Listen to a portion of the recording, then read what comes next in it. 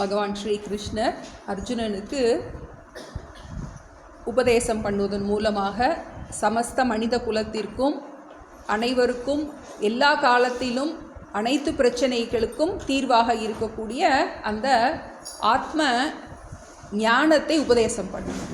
அர்ஜுனன் வீரனா வந்தவன் உணர்ச்சி பெருக்கினால் என்ன பண்ணுறான், தடுமாற்றம் அடைகின்றது. அவனுக்கு பிரச்சனை எப்படி சமாளிக்கன்னு தெரியல.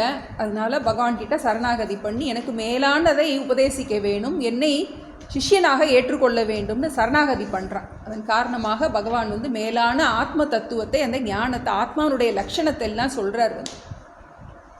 எடுத்தோடனே சொல்கிறாரு, கவலைப்படாதன்னு சொல்கிறார். மாசுச்சக, கவலைப்படாத. பண்டிதாக ந அனுசோச்சந்தி, அறிவாளி கவலைப்பட மாட்டான். கவலைப்படுறதுக்கு எதுவுமே இல்லை அப்படின்னு சொல்லிட்டு, ஆத்மாவின் கோணத்தில் கவலைப்படுவதற்கு எதுவுமே இல்லை அப்படின்னு சொல்லிட்டு சமஸ்த உபனிஷத் சாரமான அந்த ஆத்ம தத்துவத்தை, ஆத்ம ஞானத்தை முதல்ல உபதேசம் பண்ணார். பண்ணிட்டு அதுக்கு தகுதியை கொடுக்கக்கூடிய கர்மயோகத்தை உபதேசம் பண்ணார். 2வது அத்தியாயத்தில் ஞான யோகத்தையும் சொன்னார், கர்மயோகத்தையும் சொல்கிறார். சமஸ்த கீதையில் இருக்கிற அனைத்து சாரத்தையும் அப்படியே ஒரு ஹெட்லைன்ஸ் மாதிரி 2வது அத்தியாயத்தில் சொல்லிடுறார். முதல்ல ஒரு இன்ட்ரடக்ஷன் மாதிரி என்னெல்லாம் கீதையில் வரப்போகுது அப்படிங்கிறத முதல்ல ஞான யோகத்தை சொல்லி, அதற்கு சாதனையாக இருக்கக்கூடிய கர்மயோகத்தையும் சொல்லி முடிக்கும்போது சிதப்பரைக்கு லட்சணத்தை சொல்லி முடித்தார். அப்புறம் 2வது அத்தியாயம் முடிஞ்சதுக்கப்புறம் 3வது அத்தியாயம் எடுத்தோடனே அர்ஜுனன் தான் பேசுகிறான். எடுத்தோடனே 3வது அத்தியாயம் கர்மயோகம். ஜாயசி சேத் கர்மநஸ்தே மதா புத்திர் ஜனார்தன. கிருஷ்ணா, நீ ஞான யோகத்தினால தான் மோட்சம்னு சொல்கிற, ஆனால் என்னைய கர்மயோகம் பண்ணுன்னு சொல்கிறியே, எனக்கு இது குழப்பத்தை உண்டு பண்ணுகின்றது, எனக்கு நீ இதை தெளிவுபடுத்தணும் அப்படின்னு சொல்லிட்டு 3வது அத்தியாயத்தில் கர்மயோகத்தை பற்றி பகவான் விளக்கமாக சொல்கிறார். ஞானத்தினால்தான் மோட்சம், ஆனால் என்ன நீ கர்மம் கடமையை செய்யின்னு சொல்கிற, இது எனக்கு முரண்படுவது போல தெரிகின்றது. எனக்கு வேணுங்கிறது மோட்சம், ஞானத்தினால்தான் மோட்சம், ஆனால் நீ என்னை கர்மயோகம் கடமையை செய்யின்னு சொல்கிற. அப்போ எனக்கு இதில் குழப்பமாக இருக்கே, நீ எனக்கு விளக்கணும் அப்படின்னு சொன்ன உடனே பகவான் கர்மயோகத்தின் அவசியத்தை சொல்கிறார். 1st ஸ்டாண்டர்ட் படிக்காமல் 2nd ஸ்டாண்டர்ட் போக முடியாது. இப்போ அது மாதிரி என்ன பண்ண முடியாது, கர்மயோகம் பண்ணாமல் என்ன பண்ண முடியாது, உன்னால் ஞான யோகத்துக்குள்ளே போக முடியாது. போனாலும் புரியாது, புரிஞ்சாலும் அதனுடைய பிரயோஜனம் கிடைக்காது. அதனால் உனக்கு தகுதி இங்கே தான் இருக்குது. அதனால் நீ கடமையை விட்டுட்டு நீ போக முடியாது. கடமையை எப்படி செய்யணுமோ அந்த பாவனையோடு செஞ்சு அந்த கர்ம பந்தத்திலேருந்து நீ விடுபட்டால் தான் என்ன முடியும், ஞான யோகத்துக்கு உனக்கு போக முடியும் அப்படின்னு அந்த அவசியத்தை சொல்கிறார். கர்மம் பண்ணாமல் யாருமே இருக்க முடியாது. அப்படி இல்லாமல் நீ பக்குவம் இல்லாமல் நீ கடமையை விட்டுட்டு நீ போன அப்படின்னா நீ மித்தியாச்சாரனாக தான் இருப்ப. ஏன்னா நம்மளுடைய சாஸ்திரத்துடைய நோக்கம் சிதப்பரை லட்சணத்தில் நம்ம பார்க்குறோம். பிரஜகாதி யதா காமான் சர்வான் பார்த்த மனோகதான். முழுமையாக நம்மை ஆசையிலிருந்து விடுவிக்கிறத சாஸ்திரத்தோட நோக்கம். நம்ம ஆசை வயப்பட்டு தான் பிறந்திருக்கோம். முழுமையாக ஆசையிலிருந்து நம்மளை விடுவிக்கிறது தான் சாஸ்திரத்தோட நோக்கம். ஆசை படப்பட ஆய்வரும் துன்பங்கள் ஆசை விட விட ஆனந்தமாமே. அதை நோக்கி தான் சாஸ்திரம் நம்மளை இழுத்துட்டு போகுது. நம்ம எதுக்காக இதை நம்ம படிக்கிறோம் நமக்கு தெரியணும். ஆனால் நம்மளால் உடனேலாம் ஆசை விட முடியாது. ஆசையவோ எதிர்பார்ப்பையோ என்ன பண்ண முடியாது, நம்மளால் விட முடியாது. அதுக்காக என்ன பண்ணுறோம், நம்ம முதல்ல எடுத்தோடனே பிறந்த குழந்தை உடனே ஓடிடாது. என்ன பண்ணணும், முதல்ல குப்புற உழணும், இழுக்கணும், தவளணும். ஸ்டெப் பை ஸ்டெப்பாக தான் என்ன முடியும், நம்மளால் நடந்து ஓட முடியும். அது மாதிரி இப்போ நமக்கு அவ்வளோ ஆசை எதிர்பார்ப்புகளோடு நம்மளுடைய பிறவி அப்படி தான் நமக்கு தொடங்கப்பட்டிருக்கு. எடுத்தோடனே என்ன பண்ண முடியாது, நம்மளால் ஞான யோகத்தில் போக முடியாது, யாராலையும் முடியாது. அதனால் சாஸ்திரம் வேத மாதா நமக்கு நம்மளுடைய இதை தெரிஞ்சு, நம்மளுடைய குறைபாடுகள்லாம் தெரிஞ்சு முறையாக நம்மளை கூட்டிகிட்டு போகுது. நீ என்ன பண்ண முடியாது, உடனேலாம் விட்டுட்டு போக முடியாது. போனினாலும் உனக்கு புரியாது. அப்படி போனாலும் உனக்கு உலக வாசனைகள் இருந்துச்சுன்னா நீ மித்தியாச்சாரனாக இருப்ப. அதனால நீ என்ன பண்ணு, உனக்கு என்ன கடமை இருக்கோ அதை பாவனையை மாற்றி செய் அப்படிங்கிற. அதான் நம்ம கர்மயோகம்னு பார்த்தோம். உன்னுடைய விருப்பு வெறுப்புக்கு அடிமையாகாமல் சாஸ்திரம் என்ன சொல்லியிருக்கோ, தர்ம சாஸ்திரம் என்ன சொல்லியிருக்கோ அதை நீ ஒபே பண்ணு. ஒரு காரியம் பண்ணணுமா, நம்ம விருப்பு வெறுப்புன்னு படிக்கிறோம். நம்ம இப்போ விருப்பு வெறுப்பு இல்லாமல் இருப்பது அப்படின்னா என்ன, ஒரு செயலை செய்யும்போது நமக்கு சாஸ்திரத்தை திருக்குறளில் தர்மசாஸ்திரம் இருக்குது. எப்படி இருக்கணும், பொய் சொல்லக்கூடாது, திருடக்கூடாது, பிறரை நோகடிக்கக்கூடாது. இப்போ இந்த மாதிரி எப்படி வாழணுங்கிறதுக்கு நியத்தியெல்லாம் நம்ம தர்மசாஸ்திரத்தில் இருக்குது. உன்னுடைய விருப்பு வெறுப்புக்கு அங்கே இடம் கிடையாது. ஒரு விவகாரம் பண்ணும்போது எப்படி நீ பண்ணணும், தர்மமாக எப்படி பண்ணணுங்கிறதுக்கு சாஸ்திரம் தான் நமக்கு பிரமாணம். இப்போ அதனோட உன்னுடைய மனசை நீ கெட்டி என்ன பண்ணுற, விருப்பு வெறுப்புக்கு அடிவை ஆகாமல் ஈஸ்வர அர்ப்பண புத்தியோடு உன்னுடைய கடமையை செய்ய தொடங்கு. அதன் பலனில் என்ன செய்யாத, பற்று வைக்காத. பலன் எதுவாக வேணாலும் இருக்கலாம், உனக்கு வெற்றியும் கிடைக்கலாம், தோல்வியும் கிடைக்கலாம். வெற்றி கிடைச்சா சந்தோஷம். ஆனால் நீ தர்மமாக இருந்து உனக்கு ஒரு தோல்வி கிடைக்கிது அப்படின்னா உலக நோக்கத்தில் அது உனக்கு தோல்வியாக தெரியும். ஆனால் ஆன்மீக நோக்கத்தில் அது உனக்கு தோல்வி கிடையாது. உனக்கு ஒரு புண்ணியம், நீ உண்மையாக உன்னுடைய காரியத்தை பண்ணும்போது ஸ்வல்பம் அப்பியசிய தர்மசிய திராயத்தே மகத்தோ பயாத்னு படிக்கணும். நீ கர்மயோகமாக நீ ஒரு காரியத்தை பண்ணும்போது உலகியல் நோக்கத்தில் உனக்கு வெற்றி இல்லாமல் இருக்கலாம், ஆனால் உனக்கு ஆன்மீகத்தில் உனக்கு ஒரு முன்னேற்றம் கண்டிப்பாக கிடைக்கும். அதனால நம்ம வெற்றி தோல்வியை இந்த மெட்டீரியலிஸ்டிக் ஆங்கிளில் நம்ம நிர்ணயம் பண்ண முடியாது. நீ அதனால் உன்னுடைய கடமையை மட்டும் செய், பலன் என்னவா வேணாலும் இருக்கலாம். ஏன்னா பலனுக்கு வெற்றி தோல்வியை நிர்ணயிக்கிறது நம்மளுடைய முயற்சி மட்டும் கிடையாது. நம்மளுடைய கர்மா எப்படி இருக்கலாம், நம்ம கூட இருக்கிறவங்களுடைய கர்மா எப்படி இருக்கலாம். அதனால் என்ன பண்ண முடியாது, வெற்றி தோல்வியில் உன்னுடைய கவனத்தை வைக்காமல் நீ வழங்குபவனாகவே இருன்னு சொன்னார். கர்மயோகம்னா என்னது, நம்ம பிறருக்கு வழங்குபவர்களாகவே இருக்க வேண்டும். நம்மளுடைய சுயநலத்தை விட்டு பொதுநலத்தில் சுயநலம் அடங்கி இருக்கின்றது. அந்த பாவனை நமக்கு கண்டிப்பாக தேவை. நம்ம கர்மயோகம் இருந்தால் தான் நமக்கு அடுத்ததுக்குள்ளே போக முடியும். ஏன் திரும்ப திரும்ப நம்ம கர்மயோகமே சொல்லிட்டு இருக்காரு கிருஷ்ணருங்கிறது அப்போ தான் புரியும் நமக்கு. இப்போ கர்மயோகத்தை 3வது அத்தியாயத்தில் நல்லா சொன்னார், எப்படி பண்ணணும், கர்மத்தை எப்படி பண்ணணும் அப்படின்னு சொல்லிட்டு அதுக்கப்புறம் 4வது அத்தியாயத்தில் ஞான யோகத்துக்கு கொண்டு வந்தார். ஞானத்தை ரொம்ப புகழ்ந்தார். எப்படி இந்த ஞானம் அந்த ஞான பரம்பரையை சொல்லி இது இதுதான் எந்த காலத்திலும் நிம்மதிக்கு வழி, இதுதான் இந்த ஞானம்தான் நிம்மதிக்கு வழி. இது என்னென்னைக்கும் காலங்காலமாக இருக்குது. அதுக்கு எப்பெல்லாம் ஒரு ஹானி ஏற்படுகின்றதோ, யதாகி தர்மஸ்ய கிளானிர் பவதி, அப்பெல்லாம் நான் என்ன பண்ணுறேன், அதை மீண்டும் நான் அதை உத்ருஜாமி, அதை நான் புதுப்பிக்கிறேன் அப்படின்னு சொல்லிட்டு அந்த ஞானத்தை விரிவாக சொல்லிட்டு இருக்கும்போது அந்த 12 யஜ்ஞங்கள் சொன்னார். அந்த ஞானத்தை பிரம்மார்ப்பணம் முக்கியமான ஸ்லோகம் சொன்னார். சர்வம் பிரம்மமயம், எல்லாம் பிரம்மமே அப்படின்னு ஹையஸ்ட் சொன்னார். ஒன்றுதான் பலவாக காட்சி அளிக்கின்றது.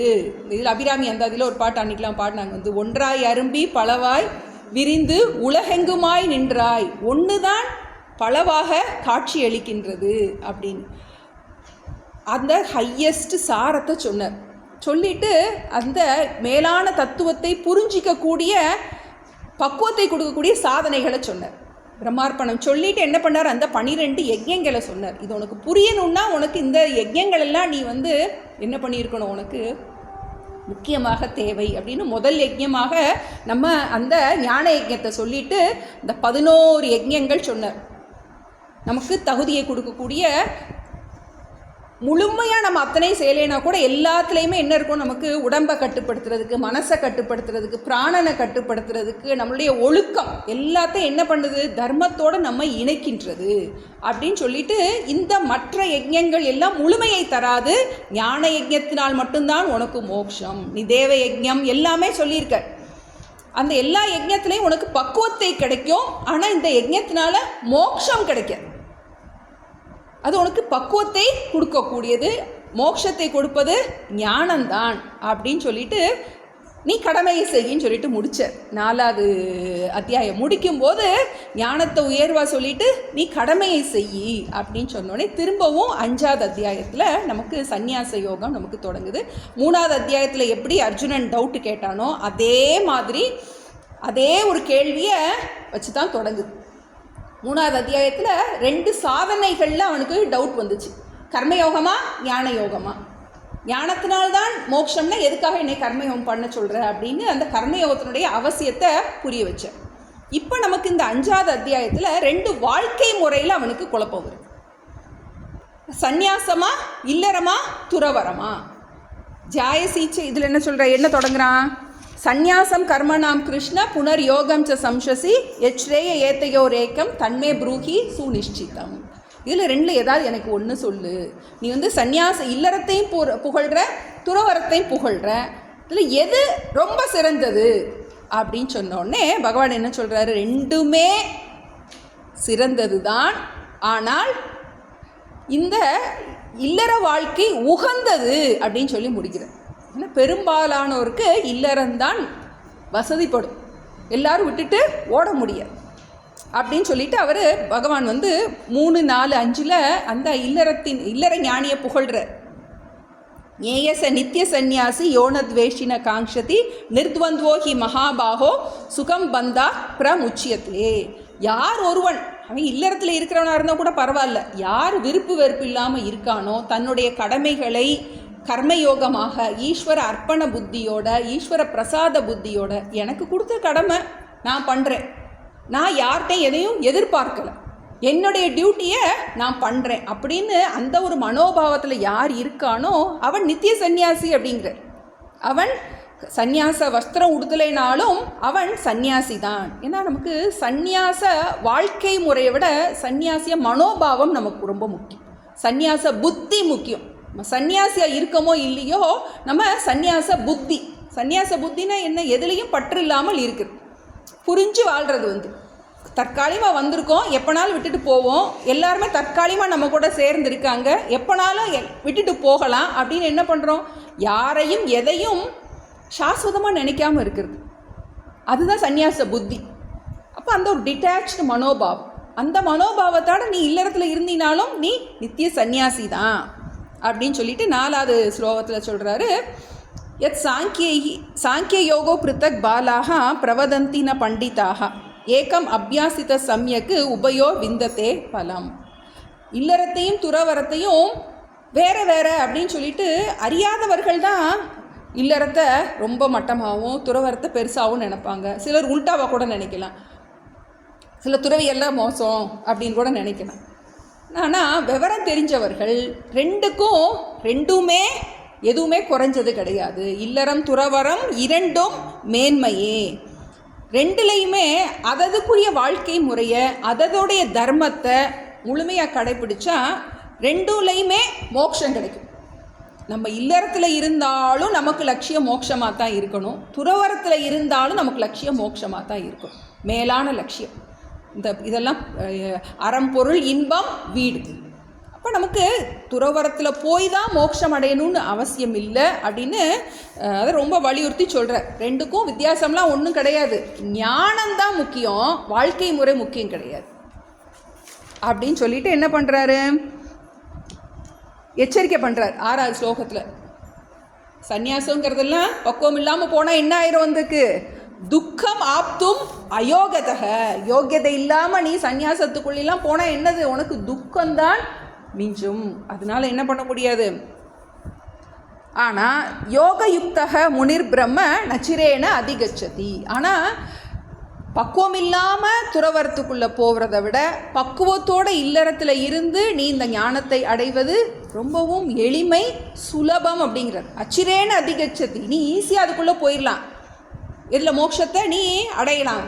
அதனால் இல்லறத்தில் நீ நம்ம குறைவாக நினைக்க வேண்டாம். அதனால் நீ என்ன பண்ணு, உன்னுடைய கடமையை உனக்கு கொடுத்துருக்கின்ற இந்த பொறுப்பை நீ ஒழுங்காக செய் அப்படின்னு சொல்லிட்டு அர்ஜுனனுக்கு சொல்வதன் மூலமாக நமக்கு எல்லாருக்கும், இல்லறத்தில் இருக்கிற நமக்கு எல்லாருக்கும் டவுட் வரும், நமக்குலாம் என்னைக்கு அப்படிங்கிற மாதிரி ஒரு கீழே போயிடக்கூடாது, சில நேரம் நமக்கே தோணக்கூடாது. அதனால் ரெண்டுமே வித்தியாசம் இல்லை, நமக்கு ரெண்டுமே உயர்ந்தது தான். பக்குவம் இல்லாமல் சந்நியாசத்துக்குள்ளே போகிறது ஆபத்துங்கிறது எச்சரிக்கையோடு முடிக்கிறேன். இப்போ 7வது ஸ்லோகம். யோகயுக்தோ விசுத்தாத்மா விஜிதாத்மா ஜிதேந்திரியः சர்வபூதாத்ம பூதாத்மா குர்வண்ணாபி ந லிப்யதே. योगयुक्तो विशुद्धात्मा विजितात्मा जितेन्द्रियः सर्वभूतात्मभूतात्मा कुर्वन्नपि न लिप्यते. சரி, இப்போ அவர் முடிவை சொல்லிட்டார். கிரகஸ்த ஆசிரமத்திலே இருந்து என்ன பண்ணலாம், நீ மோட்சத்தை அடையலாம் அப்படின்னே அடுத்த ஒரு கேள்வி வரும், எப்படி அப்படின்னு திரும்ப திரும்ப அதே சொல்கிறார். கிரகஸ்த ஆசிரமத்தில் இருந்து எப்படி மோட்சத்தை அடைகிறது அப்படின்னு திரும்ப ஞாபகப்படுத்துகிறார். கர்மயோகத்திலிருந்து மோட்சம் அடையிறது வரைக்கும் நமக்கு என்னென்னலாம் ஸ்டெப் இருக்குது அப்படிங்கிறத திரும்ப ஏற்கனவே சொன்ன விஷயந்தான். யோகயுக்தக, விஷுத்தாத்மா, விஜிதாத்மா, ஜிதேந்திரியக, 4 படி நிலையை சொல்கிறார். யோகயுக்தக, யோகயுக்தகன்னா கர்மயோகியாக இருந்து, கர்மயோகம்னா எனக்கு டக்குன்னு ஞாபகத்தில் வரணும், ஈஸ்வர அர்ப்பண புத்தி, ஈஸ்வர பிரசாத புத்தி. அப்படி என்ன பண்ணுறோம் நம்ம அந்த கர்மயோகத்தில் நம்ம வில்லறத்தில் இருக்கும்போதே நம்ம ஏற்கனவே படிச்சிருக்கோம், நம்ம பஞ்ச மகா யஜ்யங்கள். அதை பண்ணும்போது என்னாகும், நமக்கு கர்மயோகமாக நம்மளுடைய வாழ்க்கையை நம்ம மாற்றும் போது, இது வரைக்கும் கர்மயோகமாக இல்லாமல் நம்ம சுயநலமாகவே நம்மளுடைய இதை செஞ்சுருப்போம். இப்போ கர்மயோகமாக ஈஸ்வர அர்ப்பண புத்தியோட பலனில் பற்று இல்லாமல் நம்ம அதை பண்ணும்போது என்ன ஆகும் அப்படின்னா, நம்ம உலகாயத்தில் நமக்கு ஒரு தோல்வி கிடைக்கலாம். அந்த தோல்வி என்ன செய்யும், நமக்கு மெட்டீரியலிஸ்டிக்காக நம்மளை எல்லோரும் கூட பரிகாசமாக கூட பண்ணலாம், நமக்கு விவரம் இல்லாதவங்க அப்படின்னு கூட நினைக்கலாம். ஆனால் என்ன ஆகும்னா, நமக்கு உலக அளவில் நம்ம தோல்வியாக இருந்தால் கூட நமக்கு அந்த புண்ணியம் என்னவாகும்னா, நமக்கு ஒரு தேடுதலை உண்டாக்கும். அந்த புண்ணியம் எப்படி வேலை பார்க்குங்கிறத நம்ம பார்க்கணும். சில நேரம் நமக்கு நம்மளுடைய முயற்சிக்கு பலன் லௌகிக்கமாகவே கிடச்சிரும், நம்ம என்ன எஃபர்ட் போடுறோமோ போட்டதுக்கு தக்கபடி ரிசல்ட் கிடச்சிரும். சில நேரம் நம்மளுடைய முயற்சிக்கு தக்கபடி நம்ம ரிசல்ட் கிடைக்காம இருக்கலாம், தோற்று போயிருந்துருக்கலாம், பிரச்சனைகள் வரலாம் நமக்கு. ஆனால் என்ன ஆகும்னா, நம்ம உண்மையாக அதுக்கு பாடுபட்டிருக்கோம் இல்லையா, அதன் காரணமாக அந்த புண்ணியம் என்ன செய்ய தொடங்கும்னா, நம்மளுடைய புருஷார்த்தத்தையே மாற்றிடும். நம்ம இது வரைக்கும் அறம் பொருள் இன்பத்திலேயே நம்ம லட்சியமாக வச்சுருந்துருப்போம். அதுக்கப்புறம் என்ன ஆகும்னா, இந்த புண்ணியம் நம்மளுடைய நமக்கு ஒரு தேடுதலை உண்டாகும். நான் யார், ஏன் பிறந்தேன், மோட்சம்னு சொல்கிறாங்களே அப்படின்னு என்ன ஆகும்னா, நம்மளுடைய லட்சியத்தையே மோட்சத்தை நோக்கி திருப்பிடும். அதுதான் அந்த கர்மயோகத்தினுடைய பிரயோஜனம். நம்ம லௌகீகத்தில் நம்ம தோல்வி அடையதர்கள் மாதிரி நம்ம உலக மக்கள் முன்னாடி நம்ம தெரிவோம். ஆனால் இது நம்மளுடைய அந்த புண்ணியம், அந்த கர்மயோகம். அதுதான் சொல்கிறேன், யோகயுக்தக விஷுத்தாத்மா. விஷுத்தாத்மா இவன் கர்மயோகம் பண்ண தொடங்கும் போது என்ன ஆகின்றதுன்னா, அவன் மன தூய்மை அடைகின்றது. சுத்த ஆத்மா, அவன் மன தூய்மை, மன மாசுக்கள் கொஞ்சம் கொஞ்சமாக குறையுது. அவன் விருப்பு வெறுப்புலேருந்து கொஞ்சம் கொஞ்சமாக விடுபட தொடங்குறான். அந்த சமயத்தில் அவனுக்கு அந்த புண்ணிய வேலை பார்த்து அவனுக்கு புருஷார்த்தம் மோட்சங்கிறத பற்றின ஒரு தெளிவு வருகின்றது. அதன் காரணமாக என்ன ஆகுதுன்னா, உலக ஆசையிலிருந்து அவன் விடுபட்டுறான். அவன் லட்சியம் ஃபுல்லாக என்னவா இருக்குது, பூரா எனக்கு மோட்சத்தை பற்றி தெரியணும் அப்படின்னு அவனுக்கு நாட்டம் எல்லாம் அதிலேயே இருக்கின்றது. அதன் காரணமாக என்ன ஆகுது அப்படின்னா, அவன் நல்ல சாதன சதுஷ்டயம் நம்ம படிக்கிறோம், கைவில் அவனுக்கு இதை படிச்சுட்ருக்கோம். சாதன சதுஷ்டயம் அவனுக்கு கொஞ்சம் கொஞ்சமாக வர தொடங்குது. விவேகம் வேலை செய்ய தொடங்குது. எது நிலையானது, எது நிலை இல்லாதது, சிச்சி இதெல்லாம் நிலை இல்லாதது, நிலை இல்லாததெல்லாம் வேண்டாம், உறவுகள் நிலை இல்லாதது, உடைமைகள் நிலை இல்லாதது, உலகம் நிலை இல்லாதது, நிலையான இன்பந்தான் எனக்கு வேணும், மாறுகின்ற பொருள்களில் வருகின்ற மாறுகின்ற சுகம் எனக்கு வேண்டாம், விஷய சுகம் மாறி மாறி என்னாகும், சுகத்தையும் துக்கத்தையும் மாறி மாறி கொடுக்கும், எனக்கு போதும் அப்படின்னு அந்த மன தெளிவை உண்டு பண்ணுகின்றது கர்மயோகம். கர்மயோகத்தோட பிரயோஜனம் அதுதான். டைரெக்டாக மோட்சத்தை கொடுக்காது, மோட்சந்தான் உனக்கு லட்சியங்கிறத புரிய வைக்கும். கர்மயோகம் பண்ண பண்ண என்னாகும், உன்னுடைய கோல் என்ன, இவ்வளோ நாள் நம்ம அறம்பொருள் இன்பத்திலே சுற்றிட்டு இருந்தோம், இனிமேல் எனக்கு லட்சியம் என்னது, மோட்சந்தாங்கிறத புரிய வைக்கும். அதே விஷுத்த ஆத்மா. யோகயுக்தக விஷுத்தாத்மா, விஜிதாத்மா, ஜிதேந்திரியக. 2 விஷயம் சொல்கிறார். விஜிதாத்மா, ஜிதேந்திரியக. விஜிதாத்மான்னா அவன் உடலையும் என்ன பண்ணுறான், கட்டுப்படுத்தினராக இருக்கின்றான். ஜிதேந்திரியகன இந்திரியங்களையும் கட்டுப்படுத்துகின்றான். சுருக்கமாக சொல்லணும்னா அவனுக்கு சமதமம் நன்றாக அமைகின்றது. அகக்கரண தண்டம் புறக்கரண தண்டம் படிக்கிறோம் இல்லையா, அவனுக்கு இந்திரிய கட்டுப்பாடு வருகின்றது, உடல் கட்டுப்பாட்டில் இருக்கின்றது, மனக்கட்டுப்பாடு அமைகின்றது. எனவே லட்சியம் என்ன ஆயிடுது, ஒரே கோல் என்ன, அது மோட்சங்கிற லட்சியத்துக்குள்ளே வந்துட்டான். அப்போ அவனுக்கு வெளி விஷயம்லாம் என்ன, அது வேண்டான்னு அவனுக்கு இயல்பாகவே அதில் என்ன ஆகின்றது, அந்த நாட்டம் குறைய தொடங்கிது. ஒன்றும் கஷ்டப்படுத்தி ஒன்றும் பண்ணுறதில்ல, அவனுக்கு இயல்பாகவே என்ன, இதில் ருச்சி வர தொடங்குது. கீத கிளாஸ் எங்கே நடந்தாலும் போக இது வரைக்கும் கீதைங்கிற பேரை கூட கேட்காதவங்க நிறைய பேர் கிளாஸில் வந்திருக்காங்க. அப்போ என்ன அர்த்தம்? அவங்களாம் கர்மயோகம் பண்ணியிருக்காங்கன்னு அர்த்தம். கர்மயோகம் பண்ணி விசேஷ புண்ணியத்தை சம்பாதிச்சுட்டு இப்போ என்ன பண்ணுறோம்? விஜிதாத்மா ஜிதேந்திரியக. இப்போ இந்திரியங்கள் எல்லாம் என்னது? எல்லாத்தையும் அடக்கி வச்சுட்டு இதுக்கு பயன்படுத்த தொடங்குறான். விஜிதாத்மா ஜிதேந்திரியக. இதுதான் நம்மளுடைய படி. கர்மயோகத்திலேருந்து ஞான யோகத்துக்கு வர்றதுக்கு படி.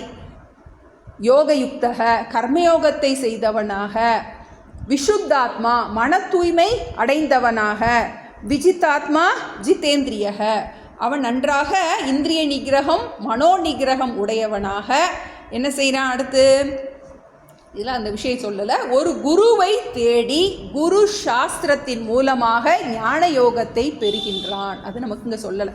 சர்வ பூதாத்மான்னு அவனுக்கு கிடைக்கின்ற ஞான யோகத்தை பிரயோஜனத்தை சொல்லிட்டார். இப்போ நம்ம சப்ளை பண்ணிக்கணும். இப்போ இப்படி மனப்பக்குவம் அடைந்த ஒருவன், முதல் வரி கர்மயோகத்தை விளக்கமாக சொல்லியிருக்கு. ரெண்டாவது வரியில் அவன் கர்மயோகத்தினால் அவன் கிடைக்கின்ற பிரயோஜனத்தை சொல்லப்பட்டு சர்வ பூதாத்மா. இப்போ கர்மயோகம் பண்ணுறதுனால டைரெக்டாக பிரயோஜனம் கிடைக்காது. கர்மயோகம் பண்ணுறதுனால அவன் குருவை அடைகின்றான், சாஸ்திரத்தின் முறையாக படிக்கின்றான். அதன் காரணமாக அவனுக்கு பிரயோஜனம். என்ன பிரயோஜனம்? சர்வ பூதாத்மா சர்வாத்ம பாவம் அவனுக்கு அடைகின்றது. காக்கை குருவி எங்கள் ஜாதி, நீல் கடலும் மலையும் எங்கள் கூட்டம், நோக்கும் திசையெல்லாம் நானன்றி வேறில்லை, நோக்க களியாட்டம். ஏற்கனவே பார்த்தோம். பிரம்மார்ப்பணம் பிரம்மகவிகி, எல்லாம் பிரம்மம், சர்வம் பிரம்மமயம். அதுதான் நமக்கு லட்சியம். இந்த ஞானத்தினால் நமக்கு கிடைக்க போகின்ற லட்சியம் என்ன?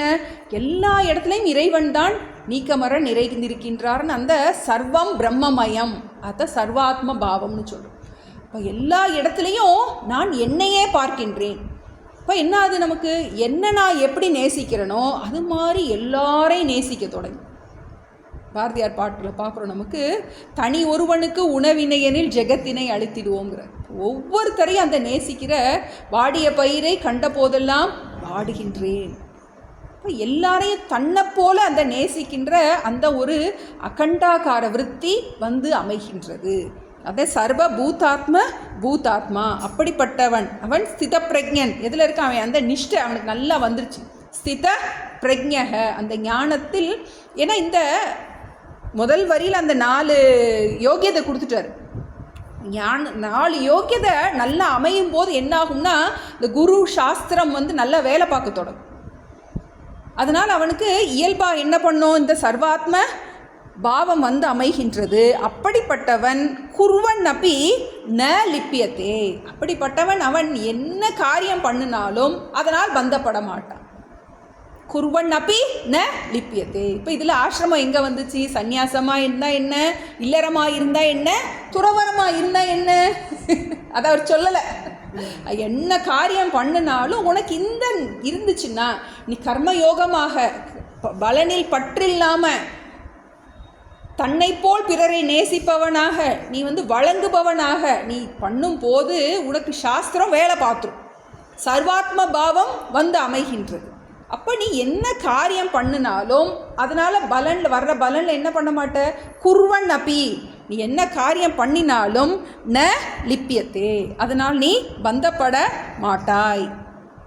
அடுத்து 8, 9 சேர்த்து படிக்கணும் நம்ம. இந்த 7வது ஸ்லோகம், 8வது ஸ்லோகம், 9வது ஸ்லோகம் 3 இந்த கர்மயோகத்தினால் நமக்கு என்ன பிரயோஜனம் கிடைக்கிறது ஸ்டெப் அப்படி கொண்டுட்டு போகிறார். கர்மயோகத்திலேருந்து ஞான யோகம் நமக்கு எப்படி நம்ம கொண்டு போகுது, எப்படிலாம் நம்ம பக்குவப்பட்டு நம்மளுடைய லட்சியம் எப்படி அடையப்படுகின்றது அப்படின்னு அந்த 8, 9 சேர்த்து படிக்கணும். நைவ கிஞ்சித் கரோமீதி யுக்தோ மன்யேத தத்வவித் பஷ்யன் ஸ்ருண்வன் ஸ்பிருஷன் ஜிக்ரன் அஷ்னன் கச்சன் ஸ்வபன் ஸ்வஷன் பிரலபன் விஸ்ருஜன் கிருண்ஹன் உன்மிஷன் நிமிஷன்னபி இந்திரியாணிந்திரியார்த்தேஷு வர்த்தந்த இதி தாரயன் நைவ கிஞ்சித் கரோமீதி யுக்தோ மன்யேத தத்வவித் பஷ்யன் ஸ்ருண்வன் ஸ்பிருஷன் ஜிக்ரன் அஷ்னன் கச்சன் ஸ்வபன் ஸ்வஷன் பிரலபன் விஸ்ருஜன் கிருண்ஹன் உன்மிஷன் நிமிஷன்னபி இந்திரியாணி இந்திரியார்த்தேஷு வர்த்தந்த இதி தாரயன். ரொம்ப முக்கியமான ஸ்லோகம். எப்படி நம்ம சிதப்பிரய லட்சணம் சொன்னோம் இல்லையா, 2வது அத்தியாயத்தில் ஒரு ஞானி எப்படி இருப்பார், ஞானியை நம்ம ரோல் மாடலாக வச்சுக்கிட்டோம். இப்போ ஞானி எப்படி இருப்பார், அதே இதில் சொல்கிறார், வேற ஒரு கோணத்தில் சொல்கிறார். ஒரு ஞானி எப்படி இருப்பார், இப்படி கர்மயோகம் பண்ணி நன்றாக தன்னுடைய மனதை பக்குவப்படுத்தி ஞானத்தை அடைந்து அந்த சர்வாத்ம பாவத்தோடு இருக்கின்ற அந்த ஞானி எப்படி இருப்பார் அப்படின்னா, நைவ கிஞ்சித் கரோமி இதி யுக்தக மன்யேத்த தத்துவவித்து. தத்துவத்தை நன்றாக அறிந்து கொண்ட அந்த ஞானி.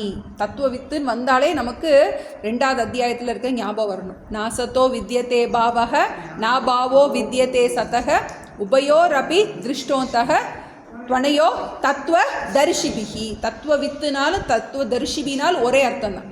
அந்த தத்துவத்தை அறிந்தவன். எந்த தத்துவத்தை அறிகிறான்?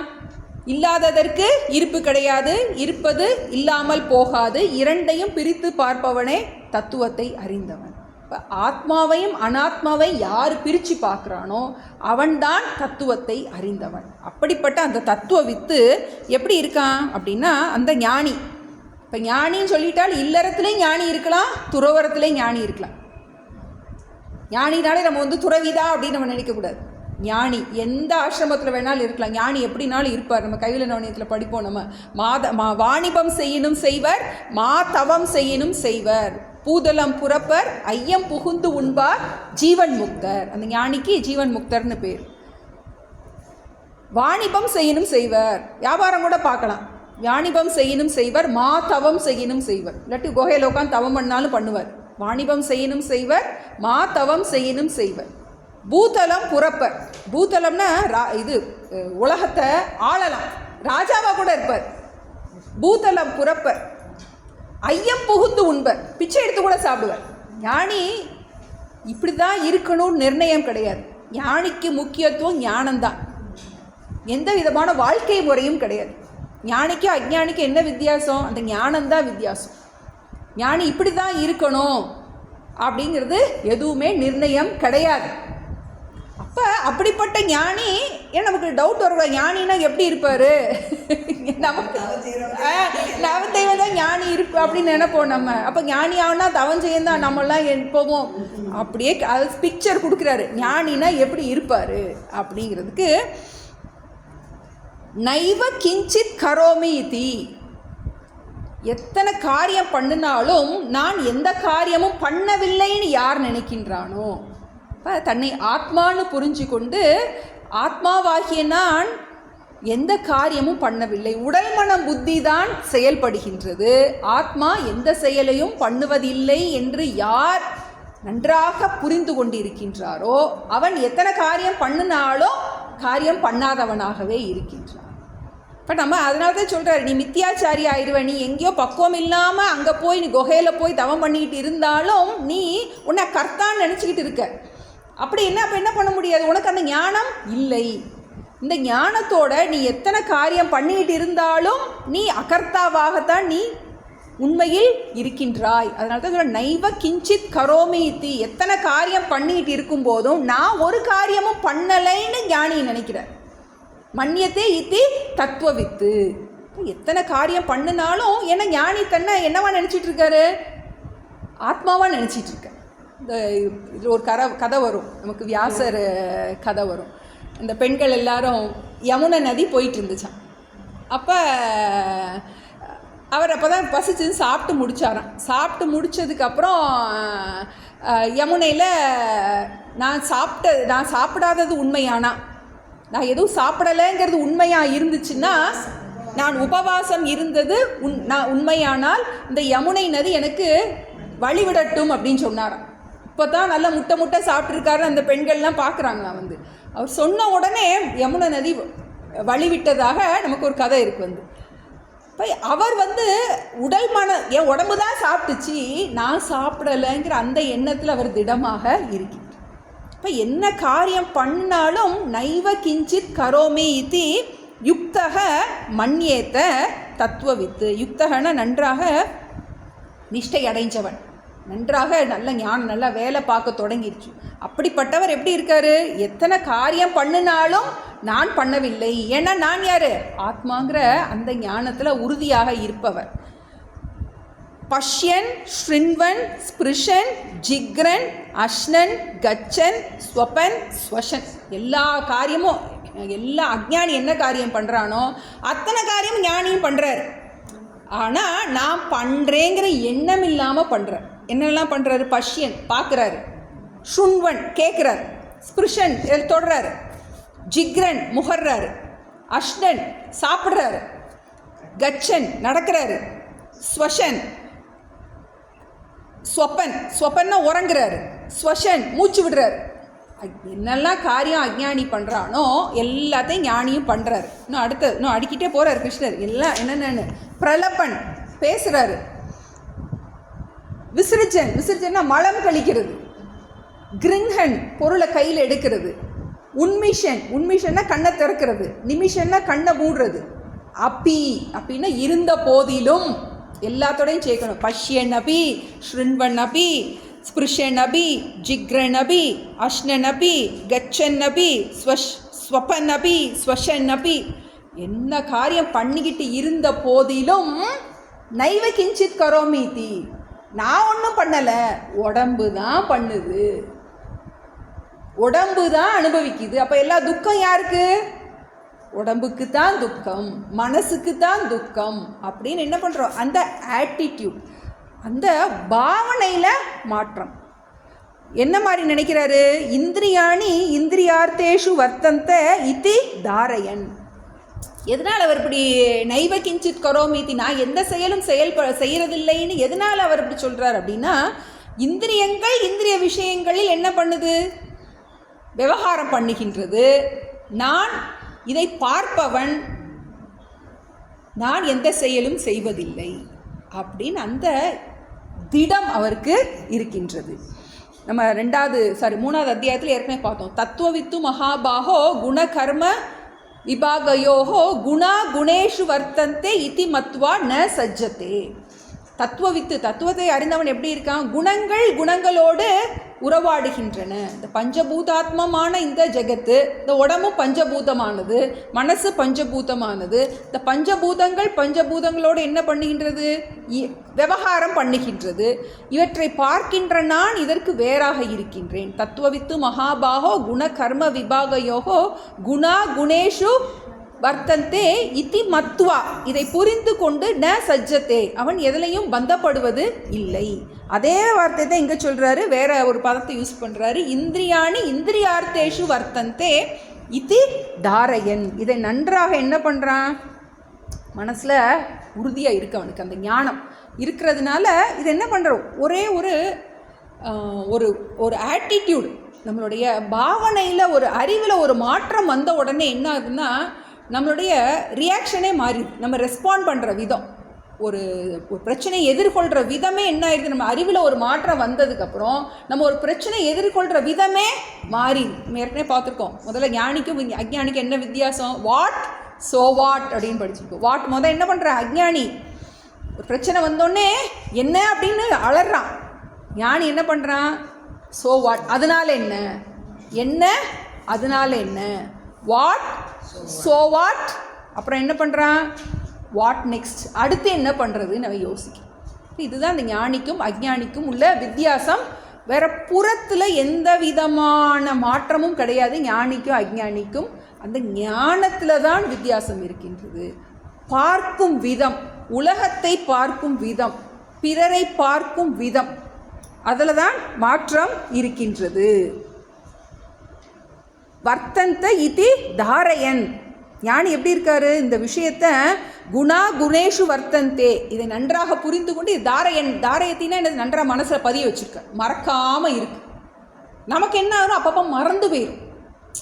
கேட்குறோம் நம்ம ஆத்மாங்கிற சொல்கிறோம், நமக்கு ஆத்ம லட்சணமெல்லாம் படிக்கிறோம், எல்லாம் படிக்கிறோம், நமக்கு என்ன ஆகும், மறந்து போயிடும். அதனால தான் என்ன பண்ணுறோம், திரும்ப திரும்ப கர்மயோகத்தில் நம்மளை மனசை கழுவிக்கிட்டே இருக்கணும். பண்ணும்போது என்ன ஆகும்னா கொஞ்சம் கொஞ்சமாக நமக்கு இந்த அதிகாரித்துவம் கூடிக்கிட்டே வரும், இந்த சாதன சதுஷ்டயம் நமக்கு அதிகமாகிட்டே வரும், விவேகம் நல்லா ஒர்க் பண்ண தொடங்கும். வாட்டுக்கும் சோவாட்டுக்கும் சொல்கிற அந்த இடைவெளியை தான் என்ன சொல்கிறோம், நம்ம அந்த ஞான நிஷ்டைன்னு சொல்கிறோம். பிரச்சனை வந்தோடனே சோவாட்டுன்னு சொல்லிட்டோம்னா நல்லா மனசில் பதிஞ்சிருச்சின்னு அர்த்தம். இல்லை இன்னும் கொஞ்சம் புலம்பிட்டு அதுக்கப்புறம் ஞானம் வேலை பார்க்குதுன்னா கொஞ்சம் என்ன ஆகுது, நமக்கு இன்னும் உள்ள நம்ம ஒர்க் பண்ணணும் அப்படிங்கிறத நம்ம புரிஞ்சுக்கலாம். வர்த்தயன் வர்த்தந்தே இதி தாரயன், ஞானி அதை மறக்காமல் இருக்கின்றான். நைவ கிஞ்சித் கரோமி இதி, எத்தனை காரியம் பண்ணினாலும் அதில் நான் அகர்த்தா அப்படிங்கிற அந்த ஞானத்தோடு இருக்க.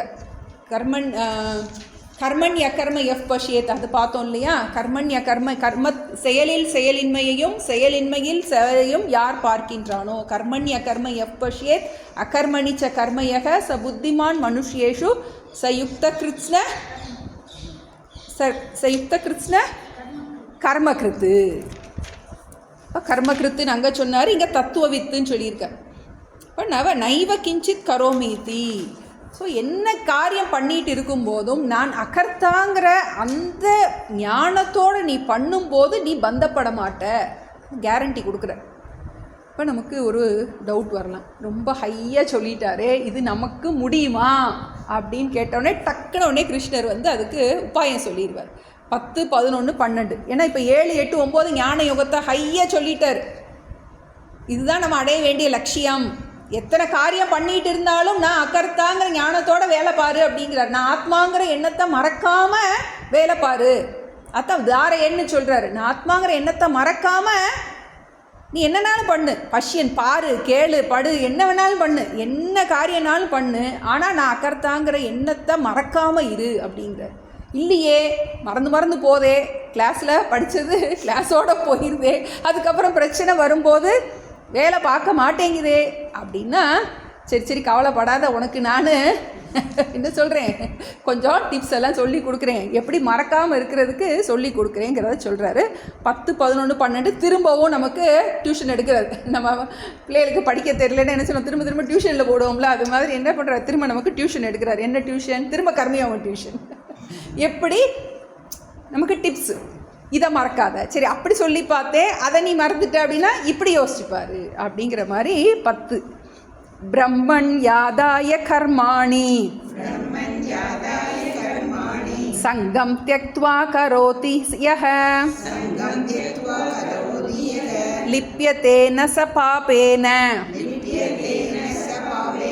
பத்மபத்ரமிவாம்பசா பிரம்மண்யாதாய கர்மாணி சங்கம் த்யக்த்வா கரோதி யஹ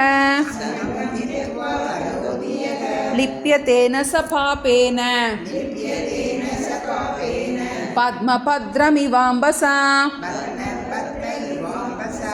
ரொம்ப ஹையஸ்ட் லட்சியத்தை சொன்னார். இல்லை எனக்கு முடியல அப்படின்னா பரவாயில்ல, உனக்கு வழி இருக்குது அப்படின்னு சொல்லிட்டு என்ன பண்ணுறாரு, நீ உன்னால் உன்னைய அகர்த்தாங்கிறத மறந்து போயிடுது உனக்கு. பட் என்ன பண்ணு, உன்னுடைய பார்ட்னர்ஷிப்புக்கு என்ன சொல்கிறோம், நம்ம இறைவனை பார்ட்னர்ஷிப் வச்சுக்கோ, கர்மயோகத்துக்கு வந்துரு. நம்ம ஏற்கனவே பார்த்துருக்கோம், அதில் பார்ட்னர்ஷிப் யார் கூட, கடவுள் கூட தான் பார்ட்னர்ஷிப். பிரம்மன் யாதாய கர்மாணி, நம்ம ஒர்க்கிங் பார்ட்னர் ஒரியிங் பார்ட்னர் பார்த்துருக்கோம். யார் நம்ம ஒர்க்கிங் பார்ட்னர், பகவான் தான் என்னது ஒரியிங் பார்ட்னர். கவலை எல்லாத்தையும் அவன்கிட்ட சமர்ப்பணம் பண்ணிடு. பிரம்மணி ஆதாயனா அர்ப்பணம் செய்து. இப்போ இங்கே பிரம்மணினா சகுண பிரம்மனிடம். உனக்கு அந்த ஆத்மா பிரம்மங்கிறதெல்லாம் உனக்கு பிடிபட கஷ்டமாக தெரியுது அப்படின்னா என்ன பண்ணு, உனக்கு எந்த இஷ்ட தெய்வம் இருக்கோ அதை கொடுத்து உனக்கு வச்சுக்கோ நீ. ஏன்னா அவர் முதல்ல நம்ம world dependence, god dependence, self dependence, தன்னையே உலகத்தை சார்ந்திருப்பது, இறைவனை சார்ந்திருப்பது, தன்னையே சார்ந்திருப்பது.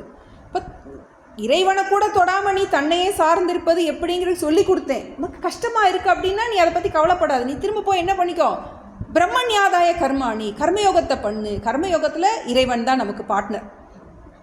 மற்ற எல்லா உறவுகள் எதுவுமே கிடையாது. நமக்கு யார் கூட நமக்கு பார்ட்னர்ஷிப், யார் நமக்கு இருக்கிற ஒரே உறவு யார் நமக்கு? இறைவன் தான். மற்ற எல்லாத்தையும் முதல்ல நம்ம உறவுகளைத்தான் நம்ம ரொம்ப சார்ந்து இருந்தோம், உறவுகளை சார்ந்து இருந்தோம்.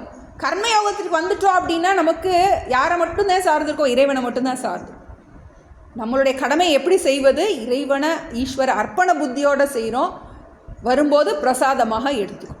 பிரம்மணி ஆதாய கர்மாணி, உன்னுடைய கடமையை பிரம்மணி ஆதாய இறைவனுக்கு அர்ப்பணம் செய்து, இறைவா நீ எனக்கு இந்த பணியை கொடுத்துருக்க, இந்த கடமையை கொடுத்துருக்க, என்னால் முடிஞ்ச முயற்சியை நான் பண்ணுறேன். இதில் சுகம் வருமா துக்கம் வருமா எனக்கு தெரியாது.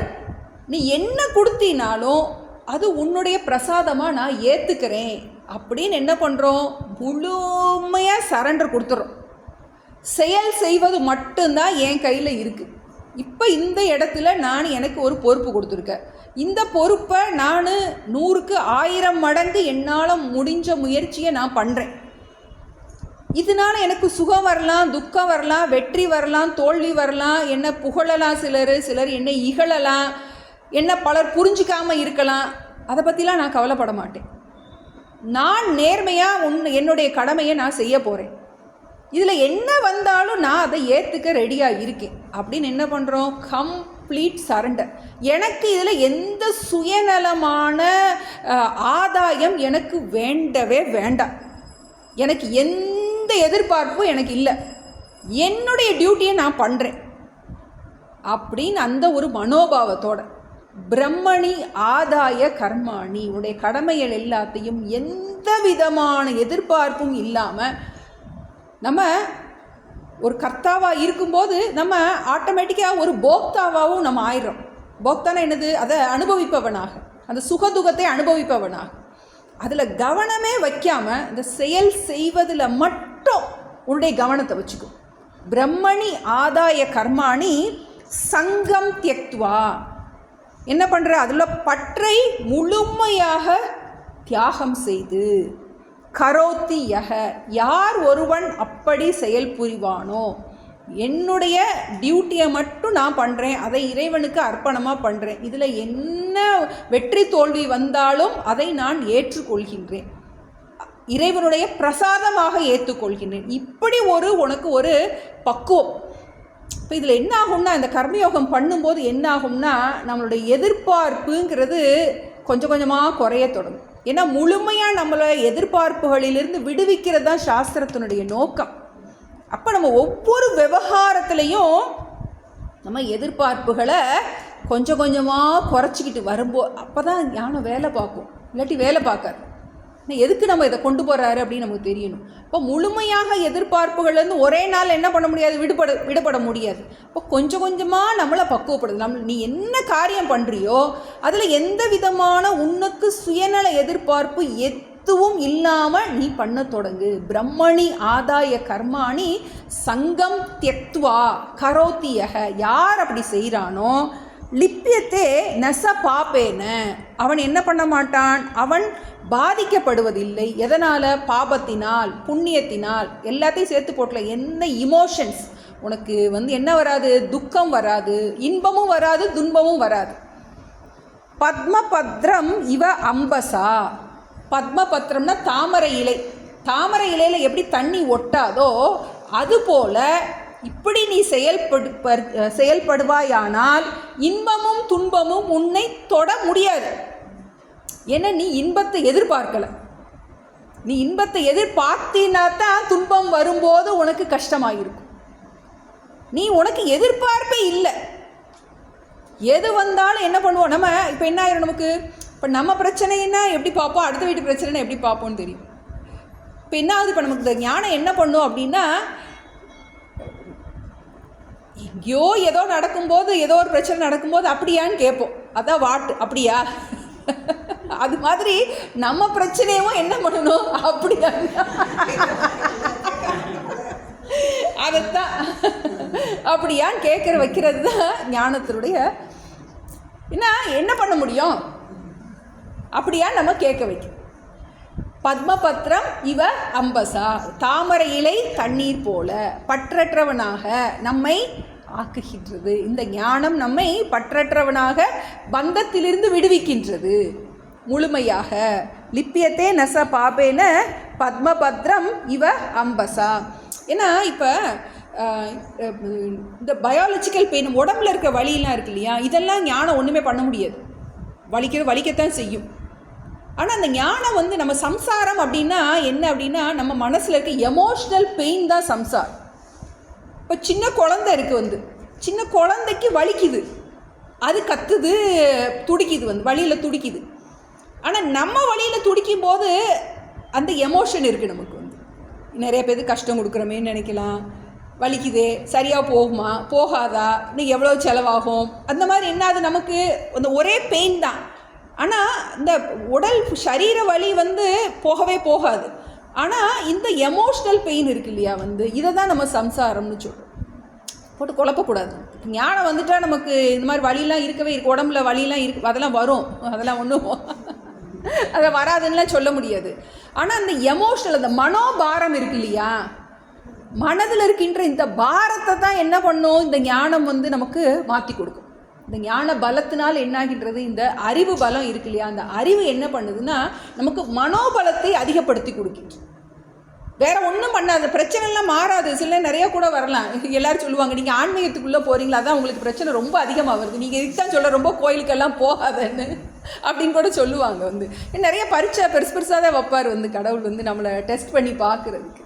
அப்போ மனோபாரம் என்னாது, நமக்கு வந்து இந்த மனோபலமாக மாறுகின்றது. இப்போ லிப்பியத்தே நெச பாப்பேன பத்மபத்ர இவ அம்பசா. சுகமும் துக்கமும் என்ன பண்ண முடியாது, எப்படி தாமரை இலை தண்ணியில் ஒட்டாதோ அதுபோல் இந்த நல்ல திடமாகிய மனதில் என்ன பண்ண முடியாது, ஒன்றும் பாதிக்காது. இப்போ இது ஒரு ஃபஸ்ட்டு ஸ்டெப்பாக சொல்கிறார். கர்மயோகத்தின் அது பண்ண முடியல, உனக்கு அது ரொம்ப ஞானயோகம் ரொம்ப ஹெவியாக தெரியுது, உன்னால் முடியலன்னா கர்மயோகத்தை இந்த பிரம்மணி ஆதாய கர்மாணி ஈஸ்வர அர்ப்பண புத்தியோட பலனில் கொஞ்சம் கூட எதிர்பார்ப்பு இல்லாமல், சுயநலமான எதிர்பார்ப்பு இல்லாமல் நீ வழங்குபவனாகவே இரு. யார்கிட்டையும் எதையும் எதிர்பார்க்காம என்ன பண்ணு, நீ உன்னால் முடிஞ்சதை பண்ணிக்கிட்டே இரு. கண்டிப்பாக அதுக்கு பிரயோஜனம் வரும். வர்றது வரைக்கும் வரலைனாலும் பண்ணு, பிரயோஜனம் வரலைனாலும் பண்ணு. ஏன்னா நம்ம காரியம் பண்ணுறது நமக்காகத்தான் பண்ணுறோம். இப்போ என்ன ஆகுது, நமக்கு சங்கம் தியக்துவா கரோத்தியக. அப்படி நீ பண்ணுனேன்னா உனக்கு துக்கம் உன்னை தொடாது அப்படிங்கிறார். எப்படி தாமரை இலையில் தண்ணி ஒட்டாதோ அதுபோல் இந்த மாதிரி நீ உன்னுடைய கடமையை செஞ்சின்னா துன்பம் உன்னை தொடாது. இது வந்து பகவான் கொடுக்குற கேரண்டி. செஞ்சு பார்க்கணும், பார்த்தா தான் நமக்கு புரியும். ஏன்னா எப்படி நம்ம எதிர்பார்ப்புகள்லேருந்து விடுவிக்கிறாரு, நம்ம பலன்லேருந்து விடுவிக்கிறாரு அப்படிங்கிறத நம்ம பார்க்க முடியும். இதை நம்ம சாண்டிங் பண்ணியிருக்கோம். யோக யுக்தோ விஷுத்தாத்மா விஜிதாத்மா ஜிதேந்திரியः சர்வபூதாத்ம பூதாத்மா குர்வன்னபி ந லிப்யதே நைவ கிஞ்சித் கரோமீதி யுக்தோ மன்யேத தத்வவித் பஷ்யன் ஸ்ருண்வன் ஸ்பிருஷன் ஜிக்ரன் அஷ்னன் கச்சன் ஸ்வபன் ஸ்வஷன் பிரலபன் விஸ்ருஜன் கிருண்ஹன் உன்மிஷன் நிமிஷன்னபி இந்திரியாணி இந்திரியார்த்தேஷு வர்த்தந்த இதி தாரயன் பிரம்மண்யாதாய கர்மாணி சங்கம் த்யக்த்வா கரோதி யஹ லிப்யதேன ச பாபேன பத்மபத்ரமிவாம்பசா. ஓம் பிரபன்ன பாரிஜாதாய தோத்ரவேத்ரே கபாணயே ஞானமுத்ராய கிருஷ்ணாய கீதாமிருததுஹே நமः. ஓம் சர்வே பவந்து சுகினः சர்வே சந்து நிராமயாः சர்வே பத்ராணி பஷ்யந்து மா கஷ்சித் துக்கபாக் பவேத். ஓம் சாந்தி சாந்தி சாந்தி. ஹரிஹி ஓம் சர்வம் கிருஷ்ணார்ப்பணமஸ்து.